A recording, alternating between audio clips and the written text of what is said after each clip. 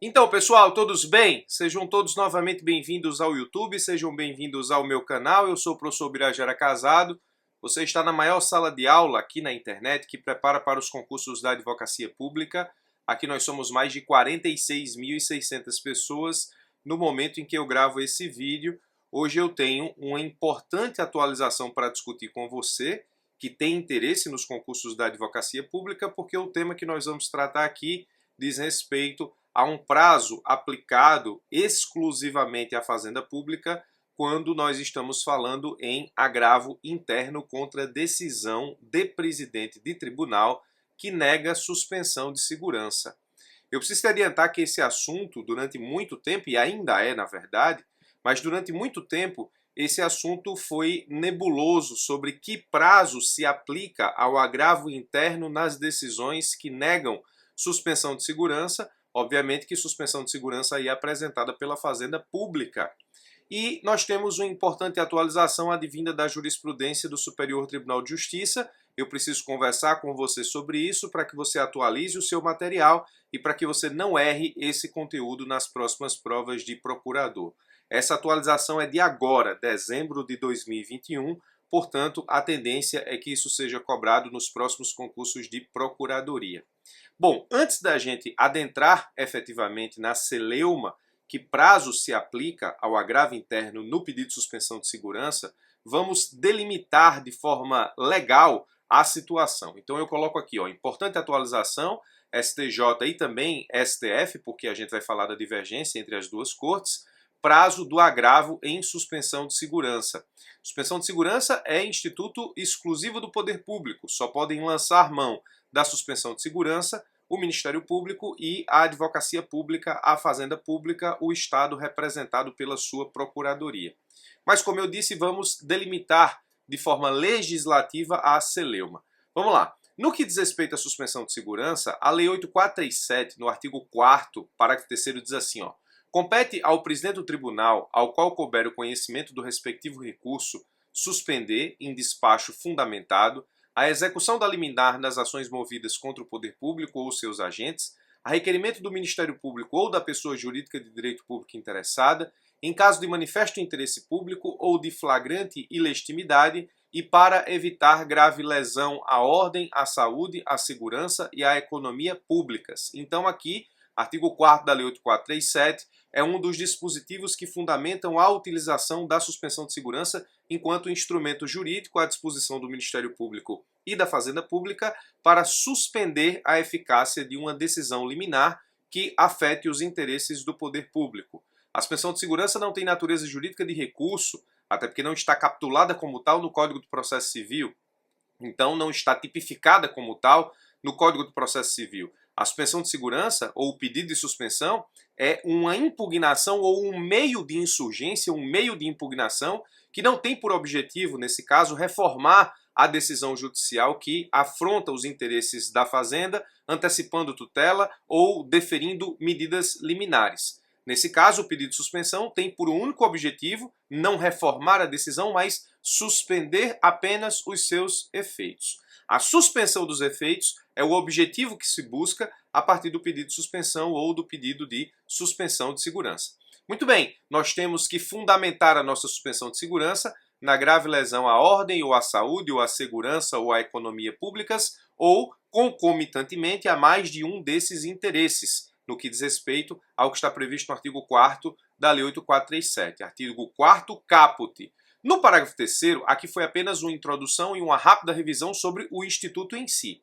No que diz respeito ao parágrafo 3º, nós temos o seguinte, do despacho que conceder ou negar a suspensão, ora, o despacho que concede a suspensão pedida pela Fazenda Pública, a Fazenda Pública não tem legitimidade para recorrer porque ela fez o pedido de suspensão e o presidente concedeu. Mas do despacho que negar a suspensão, cabe agravo. Então a Fazenda Pública vai ter interesse, nesse caso, de apresentar agravo contra ou em face do despacho que negar o pedido de suspensão.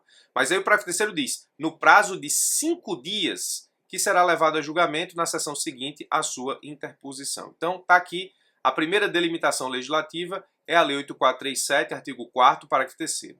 Sendo que o CPC 2015, lá no artigo 1070, o CPC a gente já viu aqui no canal e também nos meus cursos da escola, ele trouxe nova normatividade ao agravo de instrumento, e no que diz respeito à disciplina dos agravos, o artigo 1070 diz assim, ó, é de 15 dias o prazo para a interposição de qualquer agravo previsto em lei ou em regimento interno de tribunal. É o caso aqui, ó, esse agravo, embora previsto na Lei 8437, ele é regulamentado pelos regimentos internos do STJ e do Supremo Tribunal Federal. Mas o artigo 1070 diz, é de 15 dias o prazo para a interposição de qualquer agravo, qualquer ele, previsto em lei ou em regimento interno de tribunal, contra decisão de relator ou outra decisão unipessoal proferida em tribunal. Aí você pode dizer, professor, então tá tranquilo, o artigo 1070 aqui é muito claro. Ele diz que qualquer agravo agora tem prazo de 15 dias.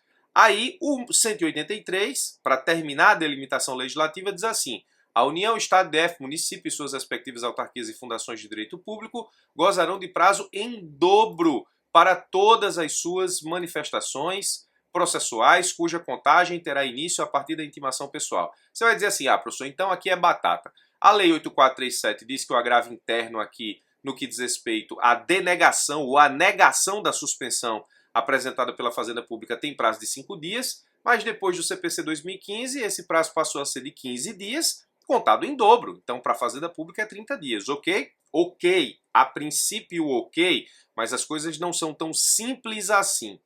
Embora o CPC diga no 1070 que é assim, o STJ durante muito tempo não entendeu assim e o Supremo Tribunal Federal ainda não disse que entende assim. E é essa atualização que eu preciso trazer para você por meio desse vídeo, para que você não erre isso nas próximas provas de procurador. Preste atenção porque errar esse tipo de questão dá muita raiva, porque é uma questão a princípio simples e se você não tiver atualizado com o que pensam os tribunais, você pode ser induzido a erro na prova e perder uma questão simples assim dá muita raiva porque você tem acesso a um conhecimento simples, razão pela qual perder esse tipo de questão realmente deixa qualquer um aqui de cabeça quente. É preferível perder uma questão complexa que você não conhece o conteúdo do que perder uma questão efetivamente que você conhece o conteúdo ou que o conteúdo era de simples entendimento. Olha o que o STJ disse na suspensão de liminar e segurança 2572, agora em dezembro de 2021. O STJ disse assim, ó, após a vigência do CPC 2015, é de 15 dias o prazo para a interposição de qualquer agravo previsto em lei ou regimento contra decisão de relator ou outra decisão unipessoal proferida em tribunal nos exatos termos do artigo 1070. E é nos exatos termos mesmo, porque na decisão o STJ, ele absolutamente repetiu o que diz o artigo 1070 do CPC 2015. Então o STJ agora abraça efetivamente o 1070 do CPC 2015, coisa que ele não fazia. O STJ, durante algum tempo ainda pós-CPC 2015, por suas turmas, ficou aplicando o prazo de 15 dias, outro aplicava o prazo de 5 dias. O que é importante aqui em termos de atualização? Essa é uma decisão da Corte Especial. Então aqui nós temos uma uniformização do pensamento dentro do Superior Tribunal de Justiça. Agora, preciso te chamar a atenção para esse detalhe aqui, ó. No que diz respeito ao Supremo Tribunal Federal, até hoje existem decisões no Supremo pós-CPC 2015, ou seja, depois do novo CPC, sem abordar a aplicação, a amplitude do artigo 1070 do CPC e o Supremo simplesmente replica o prazo de 5 dias, prazo esse que está justamente no artigo 4º, parágrafo 3º da Lei 8437. Então perceba que, mesmo depois do CPC 2015, o Supremo apenas repete o parágrafo 3º, artigo 4º da Lei 8437, aplicando o prazo de 5 dias no agravo interno da decisão que nega a suspensão de segurança quando apresentada pela Fazenda Pública. Ele nem aplica o prazo em dobro, aplica o prazo de 5 dias. E aí nós temos um posicionamento do Supremo Tribunal Federal que não está de acordo com a última atualização do Superior Tribunal de Justiça. Mas o Superior Tribunal de Justiça, reconhecendo isso, faz uma ressalva. Diz assim, ó, na mesma suspensão de segurança que é base para essa atualização, o STJ diz o seguinte, ó, registre-se que o Supremo Tribunal Federal tem adotado posicionamento oposto ao do STJ no que tange à questão discutida no caso concreto. Porém, não o faz com caráter de guardião da interpretação da Constituição Federal, mas sim na análise do conhecimento de agravos internos em suspensões de segurança submetidos à referida Corte. O STJ está dizendo o seguinte, ó, o Supremo, de fato, ele não firmou o pensamento igual ao nosso STJ. Mas o pensamento do Supremo não pode condicionar o nosso pensamento STJ, porque quando o Supremo decide ou apenas ignora o artigo 1070 do CPC 2015, o Supremo não faz isso na qualidade de guardião da Constituição. Ele faz interpretando a legislação processual civil para julgar um agravo interno que está submetido ao seu regimento interno. Então, o STJ diz, deve prevalecer o entendimento do STJ sobre a matéria, pois, segundo o artigo 105 da Carta Magna, é esta Corte, STJ, a responsável pela uniformização da interpretação da legislação infraconstitucional do país. O STJ, então, avoca aqui a sua condição de intérprete, de uniformizador da legislação federal, e o Código de Processo Civil é uma legislação federal. Então o STJ está dizendo, embora o Supremo pense diferente de nós, STJ, o Supremo faz isso não enquanto guardião da Constituição, ele faz isso enquanto um tribunal que precisa julgar agravos internos a partir de decisões que negam suspensão de segurança, interpretando o CPC e o seu próprio regimento. Então, a decisão do Supremo não tem o condão de influenciar a nossa decisão. Pelo contrário, a nossa decisão, STJ, é que deve ou deveria influenciar a decisão do Supremo Tribunal Federal, porque, no caso, nós somos, STJ, o guardião ou o intérprete ou o uniformizador